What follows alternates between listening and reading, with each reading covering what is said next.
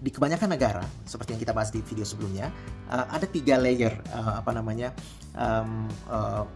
participants di rantai pasok ini yang bertindak sebagai risk carrier, yaitu tertanggung itu sendiri, kemudian perusahaan asuransi lokal, kemudian perusahaan reasuransi yang ada yang lokal, ada yang global atau overseas. Nah, di Indonesia agak beda, agak lain ya. Instead of 3 layer, kita punya 4 layer, yaitu tertanggung, kemudian ada perusahaan asuransi lokal, kemudian ada perusahaan reasuransi lokal, kemudian ada perusahaan reasuransi global, gitu ya.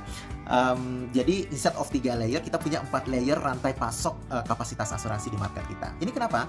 Karena Indonesian market Indonesia itu cukup crowded, pemainnya banyak dibandingkan negara-negara lain, gitu ya.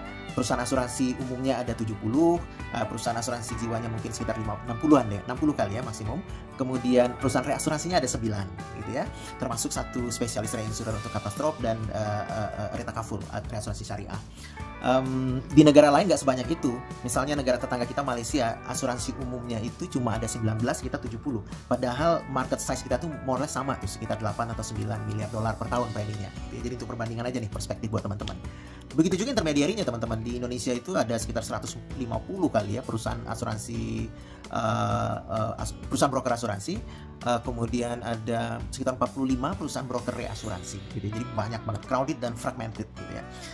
Reasuransi juga kita banyak banget teman-teman. Kita 9 itu mungkin terbanyak di seluruh dunia, karena kalau kita lihat negara lain, Malaysia cuma punya 2 perusahaan reasuransi lokal, gitu ya, Labuan Re dan Malaysian Re. Selebihnya adalah reasuransi luar negeri yang mungkin beroperasi di Malaysian market dengan seizin regulator.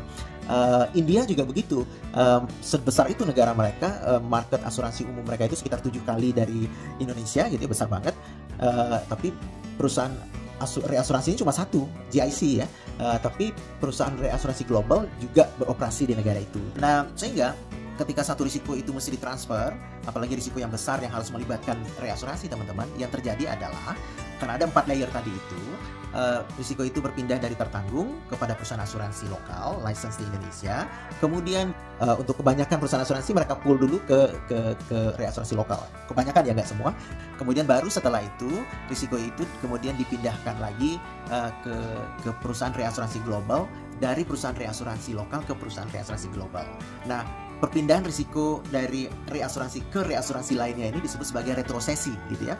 Dan kebanyakan juga untuk melakukannya, mengeksekusinya juga perusahaan reasuransi memanfaatkan jasa broker reasuransi.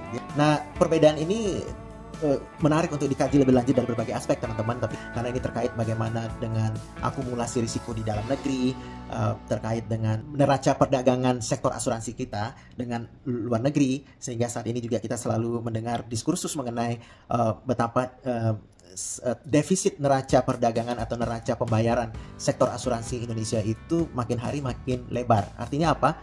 Kita terlalu banyak membuang premi, melempar premi ke luar negeri, sedikit yang ditahan di dalam negeri. Industri asuransi kita meskipun pemainnya banyak, lebih banyak relatif daripada negara-negara lain, tapi kok daya tahan, daya tampung risikonya kok kecil.